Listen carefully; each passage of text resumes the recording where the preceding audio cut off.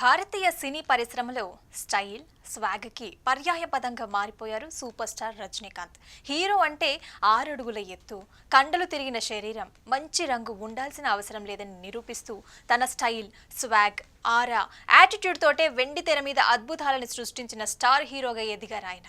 రజనీ వెండి తెర మీద నడుచుకుంటూ వచ్చే శబ్దానికి థియేటర్లే కదిలిపోతాయి. డైలాగ్ చెప్పే తీరు, సిగరెట్ కాల్చే స్టైల్, ఫైట్స్ లో చూపించే ఆ ఎనర్జీ ఇవన్నీ కూడా ఆయనకే ప్రత్యేకం.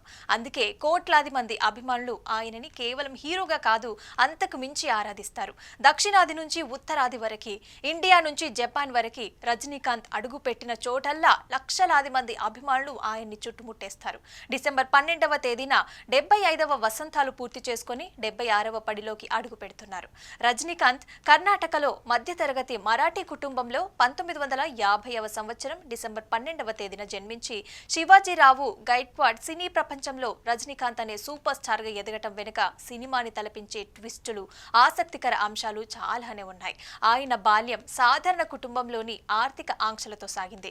స్కూల్ స్టేజ్ ప్రదర్శనలు, నాటకాలలో చిన్న పాత్రల్లోనే ఆయన చూపించిన ఆ అభినయం ప్రేక్షకుల దృష్టిని గెలుచుకుంది. చదువు పూర్తి చేసి ఆర్థిక బాధ్యతలతో బెంగళూరు రవాణా విభాగంలో బస్ కండక్టర్ గా ఉద్యోగం మొదలుపెట్టిన ఆయన టికెట్ అందించే ఆ స్టైల్, యాటిట్యూడ్ తో అందరినీ ఆకట్టుకునేవారు. దీంతో సినిమాలలో ప్రయత్నించొచ్చు కదా అని చాలా మంది సలహా ఇస్తుండేవారు. అలా నటన పట్ల ఆసక్తితో రజనీ చెన్నైకి వెళ్లి ఫిల్మ్ ఇన్స్టిట్యూట్ శిక్షణ పొందారు. అయితే అక్కడ ఆయనలోని కళని గుర్తించిన ప్రసిద్ధ దర్శకుడు కె బాలచందర్ నువ్వు ఖచ్చితంగా స్టార్ హీరో అవుతావని ఆశీర్వదించారు. 1975వ సంవత్సరంలో అపూర్వ రాగంగల్ చిత్రంతో రజనీ సినీ ప్రయాణం మొదలైంది. ఇక చిన్న పాత్ర అయినా కూడా ఆయన చూపించిన స్టైల్, ఎనర్జెటిక్ యాక్టింగ్ అందరినీ ఆకట్టుకుంది. దీంతో ఆయనకి వరుస అవకాశాలు చుట్టుముట్టాయి. కెరీర్ తొలినాళ్లలో రజనీకాంత్ నెగటివ్ పాత్రలు, గంభీరమైన పాత్రలతో అనుభవాన్ని సంపాదించారు. 1978లో ఆయన 20కి పైగా చిత్రాలలో కనిపించి తన ప్రతిభని నిరూపించుకున్నారు. అదే ఏడాది వచ్చిన భైరవిలో తొలిసారిగా హీరోగా నటించడం రజనీ కెరీర్ లో టర్నింగ్ పాయింట్. ఈ చిత్రం విడుదలైన తర్వాత ప్రేక్షకులు ఆయన్ని సూపర్ స్టార్ గా పిలవటం మొదలుపెట్టారు. రజనీకాంత్ స్టైల్ గురించి ఎంత వర్ణించినా తక్కువే. సిగరెట్ తిప్పే ఆ పద్ధతి, walking style, hand movement, timing లోని పర్ఫెక్షన్, ఆ డైలాగ్ డెలివరీ ఇవన్నీ కూడా ఆయన తప్ప వేరెవరూ చేయలేరు అన్నట్లుగా ఉంటాయి. ఇక చాలా మంది హీరోలు సైతం రజనీ స్టైల్ ని ఫాలో అవుతారంటే ఆయన క్రేజ్ ఏ రేంజ్ లో ఉంటుందో అర్థం చేసుకోవచ్చు.